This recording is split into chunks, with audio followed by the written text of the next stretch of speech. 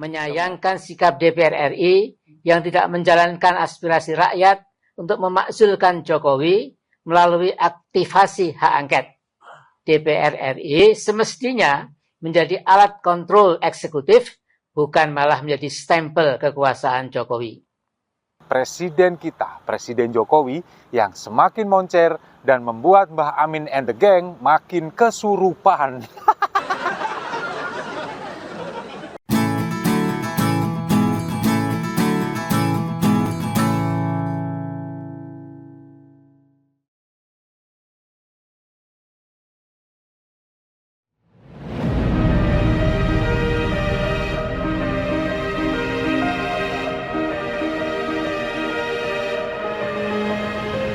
Bismillahirrahmanirrahim. Pada pagi hari ini saya resmikan Jalan Tol Cilenyi Sumedang Dawan, Jalan Tol Cisumdawu di Kabupaten Sumedang, Provinsi Jawa Barat. Terima kasih. Wassalamualaikum warahmatullahi wabarakatuh. Salam damai untuk Indonesia, berjumpa lagi bersama saya, Papa Dimas. Info kali ini datangnya dari Presiden kita, Presiden Jokowi, yang semakin moncer dan membuat Mbah Amin and the gang makin kesurupan. Seperti kita lihat video tadi ya, kemarin Presiden Jokowi ini meresmikan Tol Cisumdawu, Cilenyi, Sumedang, Dawan, yang menghubungkan dari Bandung ke Bandara Kertajati, melalui Tol Cilenyi, kemudian ke Sumedang, baru ke Kertajati. Dan bisa memangkas perjalanan dari Bandung menuju Cirebon yang biasanya ini bisa mencapai 6 jam, bisa dipangkas hanya menjadi 1,5 jam saja. Ini yang membuat kita semua merasa bangga dengan Presiden kita. Inilah infrastruktur yang selalu dibangun di era Presiden Jokowi. Jalan-jalan, kemudian banyak sekali seperti bandara, kemudian bendungan yang digunakan semuanya untuk kemakmuran rakyat Indonesia. Dan seperti ini masih ada aja yang nyinyir bahwa masyarakat ini nggak makan tol, nggak makan aspal, nggak makan beton. Dan kalau kita lihat banyak sekali kemarin yang menyaksikan Bandara Kertajati ini bisa beroperasi. Tapi lihat kemarin ketika menjelang Idul Adha, menjelang musim haji, bandara ini sudah dipergunakan untuk memberangkatkan jamaah calon haji. Kemudian Presiden Jokowi kemarin juga mendarat di Bandara Kertajati.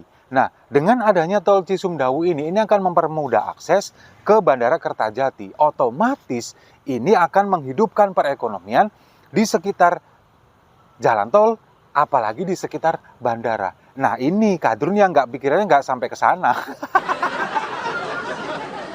Dan nantinya Bandara Kertajati ini akan beroperasi penuh pada bulan Oktober 2023 mendatang. Nah, ini dengan adanya tol Cisumdawu ini akan mempermudah akses, kemudian diharapkan juga akan meningkatkan pariwisata di daerah Majalengka, kemudian khususnya umumnya di wilayah Jawa Barat, di sekitarnya, di Sumedang dan lain sebagainya. Inilah yang dipikirkan oleh Presiden Jokowi. Jadi tidak semerta-merta hanya membangun infrastruktur, tapi tidak bermanfaat untuk masyarakat. Itu yang tidak dipikirkan oleh orang lain, apalagi oposisi recehan, oposisi yang nggak bermutu itu. Dan kalau kita melihat memang Presiden Jokowi ini di akhir masa jabatannya, ini pun kemarin survei terakhir dari LSI Denny JA, ini tingkat kepercayaan masyarakat Indonesia kepada Presiden Jokowi ini mencapai 90%. Artinya apa? Artinya kita semua, mayoritas masyarakat Indonesia ini percaya kepada Presiden Jokowi. Percaya apa yang dilakukan Presiden Jokowi akan membawa kemajuan bagi Indonesia. Tapi ada 10% masyarakat yang tidak percaya dan menganggap ini adalah bohong. Presiden Jokowi ini tukang ngibul, kemudian banyak proyek mangkrak. Salah satu contohnya seperti Muhammad Said Didu, yang selalu kemudian di Twitternya dia selalu mengatakan proyek mangkrak, kemudian tukang tipu, tukang bohong, dan lain sebagainya. Dan ada lagi, Mbah Amin and the gang. Kita lihat dulu videonya berikut ini. Menyayangkan sikap DPR RI yang tidak menjalankan aspirasi rakyat untuk memakzulkan Jokowi melalui aktivasi hak angket. DPR RI semestinya menjadi alat kontrol eksekutif, bukan malah menjadi stempel kekuasaan Jokowi. Kedua, menyatakan mosi tidak percaya pada kepemimpinan Presiden Jokowi. Dengan banyaknya tuntutan rakyat untuk mundur, Presiden Jokowi semestinya mentaati ketentuan TAP MPR RI nomor 6/MPR/2001 tentang etika dalam kehidupan berbangsa dan bernegara dengan menyatakan berhenti dari jabatannya sebagai Presiden Republik Indonesia. Ketiga, mencabut mandat kekuasaan dari Presiden Jokowi yang dengan demikian Jokowi tak lagi layak untuk mengemban tugas dan amanah sebagai Presiden Republik Indonesia. Keempat, menyerukan kepada segenap rakyat Indonesia, kepada seluruh saudara sebangsa dan setanah air, untuk turut serta mencabut mandat kekuasaan Presiden Republik Indonesia dari Jokowi. Kelima, terakhir, menyerukan kepada segenap aparat penegak hukum bersikap netral dan segera membebaskan para ulama, habaib, tokoh, aktivis, dan ormas Islam dari vonis yang zalim seperti HTI dan FPI. Nah, kalau kita lihat video tadi, yang megang mic itu Ahmad Kosinudin ya, seperti biasa di tengkotnya HTI. Itu kan memang mereka ini, Mbah Amin and the Gang ini, dengan Ahmad Kosinudin, kemudian dengan Edi, dan beberapa orang lainnya, memang dari dulu selalu ingin memakzulkan Presiden Jokowi. Entah apa tujuannya, padahal nanti bulan Oktober 2024, kurang dari 2 tahun dari sekarang, ini Presiden Jokowi nggak perlu dimakzulkan, akan lengser sendiri, akan berhenti sendiri, dan digantikan oleh penerusnya, insya Allah Pak Ganjar. Itulah yang kemudian membuat Amin Rais semakin tua, semakin nggak bermutu, selalu ingin memakzulkan Presiden Jokowi, dan anehnya dia dan kawan-kawannya ini ingin mencabut mandat kepada Presiden Jokowi. Hei, ingat 2014-2019 kalian nggak mencoblos Presiden Jokowi, nggak memilih Presiden Jokowi. Siapa? Lalu mandat siapa yang akan kalian cabut? Sementara kami, masyarakat Indonesia yang 82% puas dengan kinerja Presiden Jokowi, 90% percaya dengan kepemimpinan Presiden Jokowi. Kok kalian yang cuma seupil ini minta mandatnya dicabut? Kalian emang siapa?